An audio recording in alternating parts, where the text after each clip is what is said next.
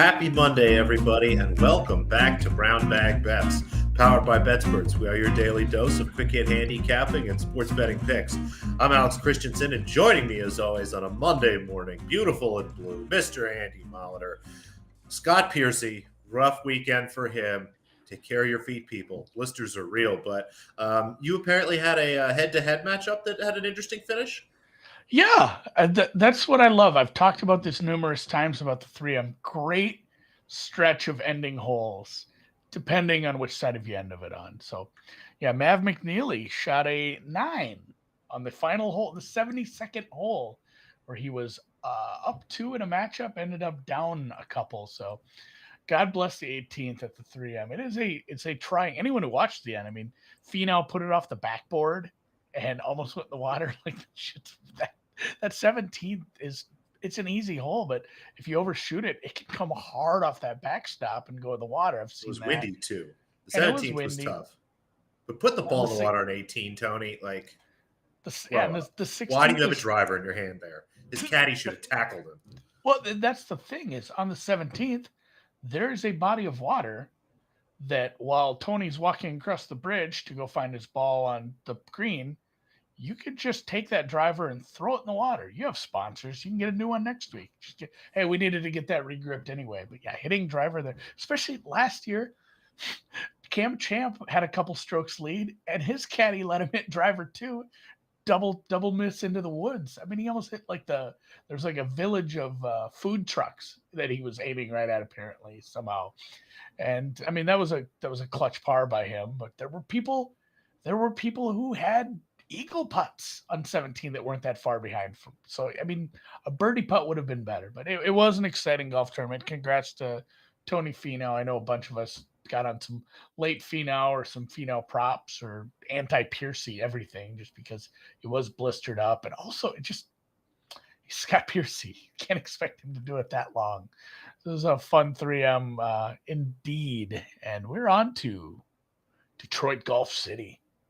One of my favorite cities to connect through. You gotta get your clubs to Detroit Golf City. This was one of the most interesting nuggets I ran across. If you remember when they played the PGA Championship at Southern Hills there, on the Wikipedia page, it mentions a murder.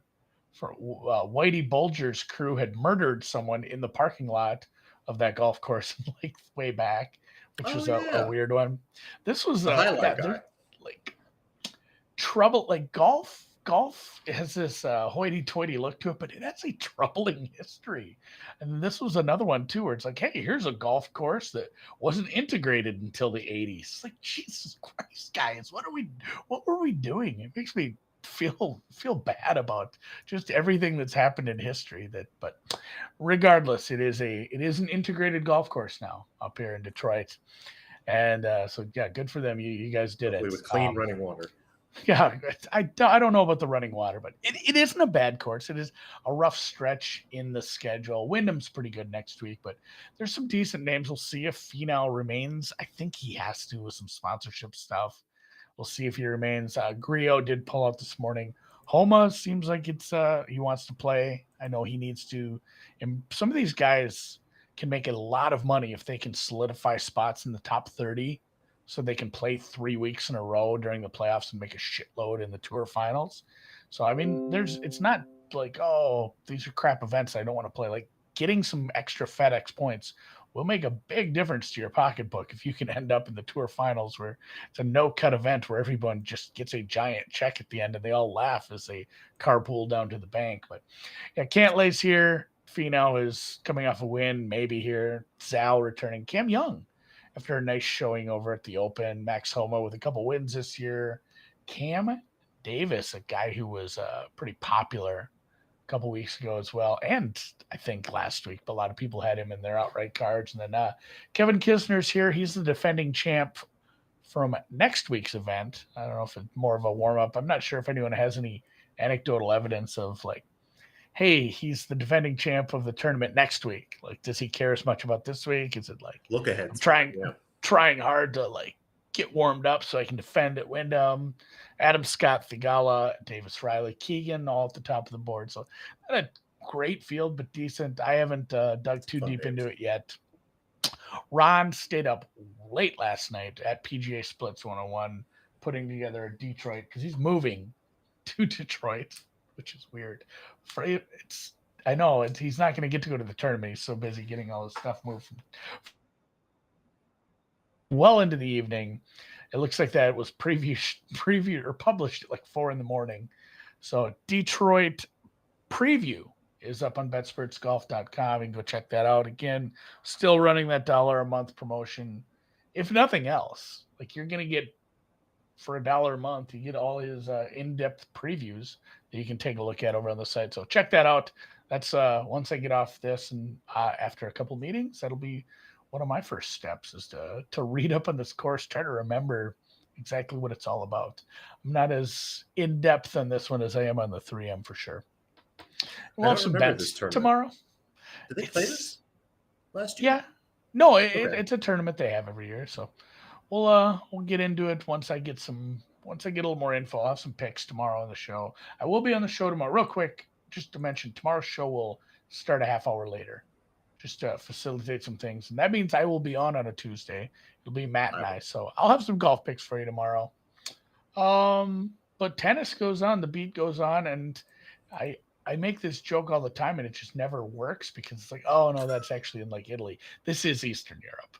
We are in We Prague. finally We are made in it. Warsaw. We're finally in like I want these. I wish these were played like indoor hards in like warehouses, like real industrial shit. That would make it just so much cooler.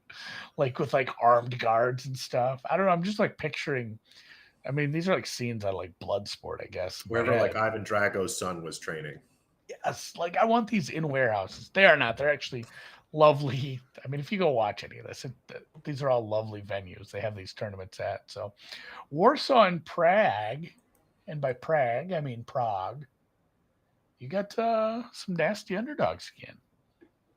The underdogs. Yeah, we continue and a little funkiness this week. We do have a hardcore tournament, but we still have clay. The Warsaw event, or as I'm calling it this week, the Iga Świątek Open, is still on clay in Poland. It's actually going to be a really fun tournament. Iga was, I believe, right around minus 225 to minus 250 to win the tournament, which I think I went through and did it. Meant she would average like minus 10,000 or something a line. It was, I forget, or I think it was minus 1,000 something. I forget what insane number it was to get I was like matches in a row. 1,400. It was like minus that's right. 1,400 was her average odds per match then. Yeah, it's upsetting how much of a favorite she is in a small tournament. Like just all it takes is like, I rolled my ankle, I'm out. Like I'm not gonna play anymore in this tournament now. Which I would think she'd want to because it's in Warsaw, but it's so silly. Once we get through the first round, though, a lot of really fun matches, especially in the bottom half. The second quarter is really fun, but just one match, and all these picks are going to be tomorrow morning. It looks like we're done. The last match is underway in Prague, and I believe the last or second to last match, last match is underway in Warsaw. So generally this week is the way it'll go, is all these picks will be early tomorrow morning. That's what we've got. We'll start with just a total in Warsaw. Anna Bogdan and Nuria Diaz, two players we like to back. Again, should be a great match to watch, and I'm surprised the total is only 21. Poke around. There's some cheap 21s still left around. I know it's clay, and you generally get back to some shorter totals there, quicker sets. Thought about even betting over 2.5 sets here. Just didn't love the number. Again, I was seeing around plus 145, plus 150. If you happen to see plus 160, plus 165 on that for some reason, scoop that up. Otherwise, give me the over 21. Again, I have this at 21.5 and probably a juicy 21.5. They generally play long sets. It's a very competitive match. Two players that, if you go back and look, do play a lot of three-setters. So give me over 21 there. And then in Prague, we're going to start with kind of an Anna Blinkova stack here. Had a really nice little grass season, played some good clay tennis, is starting to find some overall form, and goes up against Barbara Krejcikova, who is one of my favorite players on tour, but outside of some double success, has had a really down year, has lost matches from sets up to very, very good players, and just all these numbers look wrong to me. I am not sure why she deserves to be such a big favorite over, a player. She should be favored, right? But I'm not looking at plus 500. Maybe somewhere in the minus 350, minus 400 range, and you're looking at minus 6, minus 700, depending on where it is. So give me a little sprinkle on Blinkova plus 500, and then give me the plus 6 games. I have this at plus 4. It's just kind of nutty here, and I try not to bet too much on stuff like this when it's this far off. Again, maybe Krejcikova has been practicing and looks great and comes in and blows Blinkova out here, but it just looks nuts to me. And the total, again, 19 games. I have this at 20 and a half. So just give me all the Blinkova, give me the over, give me the plus 6 games, the money line, all of it. Just all these numbers look off to me. And maybe Krejcikova, again, comes out and hands her a double bagel or a 6-2, 6-2 kind of thing. And this isn't ever close, but have to take a little bit of all these. Daria Snyder, a younger player, someone we're going to back quite a bit here in the hard court season, especially if they keep offering us numbers like this. Really, really talented youngster, and somebody that historically in the WTA is the type of player that has a good second half to the season. We're past grass now. We're going to get into North America. This is the part of the year where some of the better players are fatigued. They're a little beat up from the season at this point. I mean, they've been playing tennis now for 7, almost 8 months. Once we get into August here, and a lot of travel, a lot to be put on. That's part of the reason we see maybe a little bit more wide U.S. Open that we'll have maybe in another month or so. But love to back young players here. Snyder in a really nice position. These courts should do well for her. Comes up through qualifying and goes up against Victoria Tomova, someone who enjoyed a really nice clay season. I think is still carrying in a rating a little bit higher than she deserves as a result of that. Just play the money line there, plus 170. For some reason, the game spreads generally aren't what I usually see at plus 170. Sometimes you can get an expensive plus 4 or a cheap 3.5, but I'm seeing some expensive 3.5. So she's getting a lot of support here on the spread, it looks like. So I'll just take the money line there. And then Wang Jinyu, be careful. We've got Wang Jiang and Wang Jinyu, and you got to know your Wangs, people. But give me Wang Jinyu plus 180 and plus 4 games. Try to bet the money line in a book that is going to cancel no matter what happens in the first set. She's coming off a match where may have picked up an injury, has had enough time where she should be able to recover, and I think she'd easily be able to keep this match close against Anastasia Potapova, who, again, very strong player, but really up and down, high variable player, could easily dump a set here. And I just really like the plus 4 and at plus 180. Wang Jinyu, and if she is healthy, is someone that actually has a chance to win this tournament. I bet her outright at 40-1 last night. So take a look at that too once that stops. So a total in Warsaw and some underdogs in Prague. In Prague. All Win in early Prague. Win in Prague, as they say. Not a lot of sports going on this week. I'm just gonna start talking NFL props all the time. Let's do it. Because, like, again, there's not even Euros today. Like, I gotta wait till tomorrow for the semifinals.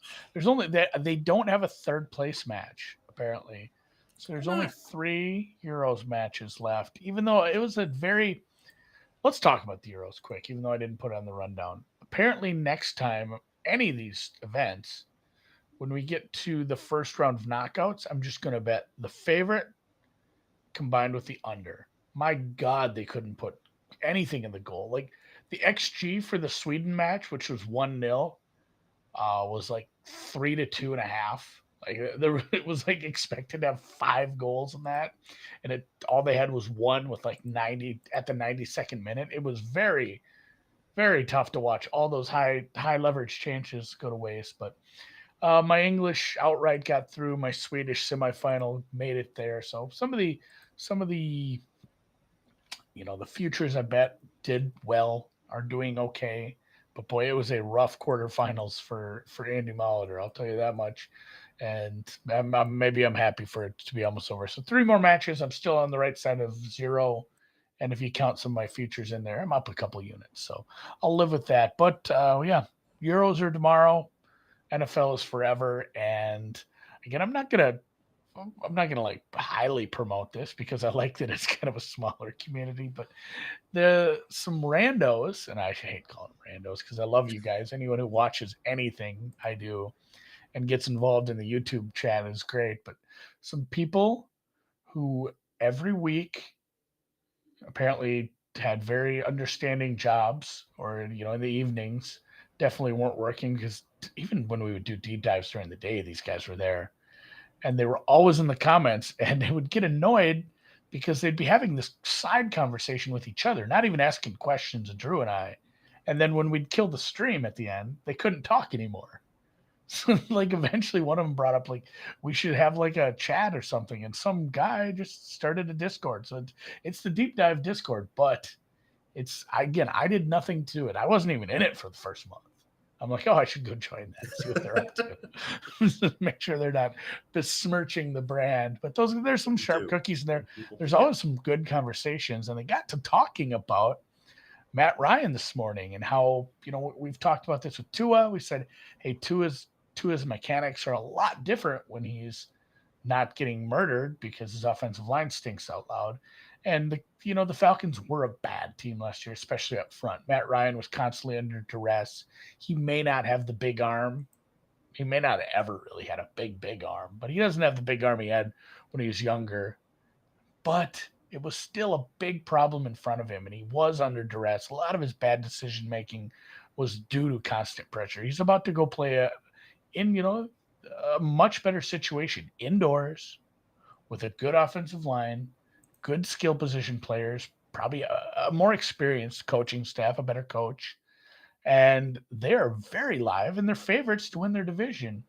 And I brought this up to Drew when we were talking, and actually it's funny.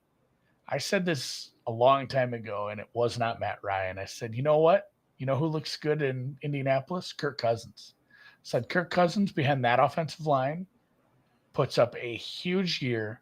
They win the division, and they lose by 1,000,000 points in the playoffs to the Bills right away. Like it was assumed Tennessee would be all right too, but now they are favorites. And this is over. I'll just tell you, it was at Bovada. This was a cute little prop I put a little bit on this morning because I like this. This is fun. These are fun ones. Every team up there, and it's different because some teams have, very low expectations. So they have to give you different options. But Colts stage of elimination, losing the first week of the playoffs 2-1. So there's a couple paths here. They win the division like they're supposed to, 56, 58% of the time. And then they would face a wild card team that is likely, whichever one of the teams who is overachieving in the West, like if the Chargers really put it together and don't get hurt, or if Russell Wilson and those young receivers really work out in Denver, or if Las Vegas is good and we don't see a regression there. So you could see a really tough wild card team coming in, probably being basically a goddamn pick 'em against this team, even on the road. Or the Titans do play well. The Colts still overachieve, end up with a wild card, and then these poor bastards have to go to like Baltimore or Cincy or Buffalo if they get the 2 seed, something along those lines. Kansas City, anything like that. Heading to one of those places to play much tougher. They would be, big dogs. At that point, let's say they end up in Kansas City because KC gets a 2 seed. You essentially have Kansas City plus 200 to win a game that they're favored by 6.5 in. That's what I was thinking, more. 6. Yeah, so pretty good price if you can get it. I'm not putting a bunch in this. It's just a fun prop. And if you're bored and you're dying for the NFL to get here, go poke around in your books. There's so many fun little ways to attack certain teams with some fun props like this. And I'll try to have a few more as we go here. I found they were also doing, you could do like before the season, figure out what matchups would end up. The one I looked at was Baltimore to be 2-0 against Pittsburgh. That was like plus 160, plus 165 or something. I went back and looked. The full season lines right now would have that parlay right around plus 150, so probably not enough an edge over what the market thinks right now. But I just thought that was a good way to kind of back Baltimore and fade Pittsburgh. I think Pittsburgh has a chance to be really bad, and Baltimore has a chance to be really good. So poke around and look at stuff for that. Patrick had a question, though. Do you think being anti-Titans and pro-Colts are kind of the same thing, or do you think both teams could actually be good this year? I mean, I could see a scenario where both are good. Yeah, that's where I said this is like this almost takes out the Titans a little, because if the Colts overperform to the point where they can win the division, this bet is even better if they don't. If the Titans end up with the same record, win on a tiebreaker, or the Colts win 11 games but the Titans win 12, that's even better for this bet. if the Titans play well and the Colts end up in a wild card spot and have to travel for their wild card game. So that would be, yeah, it'd be even better. Quarterback to have the most passing yards. I'm gonna dig into a couple of those because somebody brought up an interceptions prop in the Discord too. I think some of those are going to be some ones I'll touch on over the next couple weeks here too. But I'll put that high on the list there, Savage Samurai. And then I wanted to your quick opinion because I seen it in the NBA chat on the Durant stuff. Like, does that even make sense? The Jaylen Brown thing? So the interesting part of it is there is a concern in Boston that Jaylen Brown is going to say no to any extension they offer simply because the way his salary was set up, he could make a lot more money if he goes into free agency and then comes back to Boston. So they're probably not going to get Jaylen Brown to sign an extension. And if that's the case and you're a little nervous that maybe he leaves in free agency, it could possibly make sense to be shopping around for Durant. But actually, kudos to Woj for tweeting this out after putting some of this stuff out. This is news and a trade that hasn't been talked about for weeks. I don't know if the Nets are necessarily actively talking to anybody, but I mean, if you take a step back, you're Boston, you have a chance to trade for Kevin Durant. And if all you have to do is give up Jaylen Brown, who looks like he's a really, really great player, but is probably not the best player on a championship team and maybe is a good second banana to Tatum, who could be the top player. But I think you'd be nuts to not have a meeting with everybody and go, okay, we can trade Jaylen Brown and maybe a draft pick for Kevin Durant, like Kevin freaking Durant, like one of the best players ever to play basketball, a guy who is still a huge plus on both ends of the floor, offensively and defensively now. Maybe only has 2 to 3 years left at kind of the level that we see right now, but is someone that is going to age well, given what he does. I don't see him being somebody that gets to be terrible and useless out there, given his length, his intelligence, his ability to shoot. So, where there's smoke, there's fire, but this is, month-old smoke at this point. I think that we've got a couple of weeks here. I'm curious to see. Durant is supposed to have been traded. We haven't heard anything about Kyrie moving, and Russell Westbrook continues to be available to no avail for this Lakers team. So I think there's still a few pieces to move, but I wouldn't worry about it. I don't think anything's happened soon with Kevin Durant, and especially all this nonsense. Yeah. I just like to see the Boston folks get all excited. I mean, it's been every fan base, like, because there's like 7 fan bases who legit have like, oh no, what if he comes to what if he comes to LA? Oh, what if he comes to Miami? Oh, there's all these rumors. It'll be very interesting. I'm excited to see where he lands because it's just the NBA offseason is always just banana land for like a decade now. It's been bananas, which is fun. So, all right, yeah. Savage Samurai hits on it. I just want KDP traded somewhere. I think my least satisfying outcome here would be him to just stay in Brooklyn. I want him to end up somewhere new, to have this fun new, like, oh my God, Luka and Durant, what are we doing? Like, and then the market can get crazy, and then Durant will get hurt, and the Suns will win the West anyway. It'll be funny. I kind of want him to stay in Brooklyn for the ultimate nobody believed in us summer. Everyone thought Kyrie was leaving. He stayed. Everyone made fun of Steve Nash all summer. Kevin Durant's been traded to every team, and no one likes Ben Simmons. We're going to do it. I will have a Nets ticket. All right, I can buy that. I can buy that then. The revenge thing is good too. So. I will talk myself to a Nets ticket if that is the case. And then real quick, what's on tap this week? Like I said, half hour late tomorrow. We will be at noon Eastern time for Brown Bag Bets. So if you are confused, that's why. Just one day we'll be a little late. Deep dive tonight with some NFL teams. We'll be talking the Giants and the Commodores. Again, I think it's Commanders. I keep saying Commodores. Washington 100% not. The Washington football team.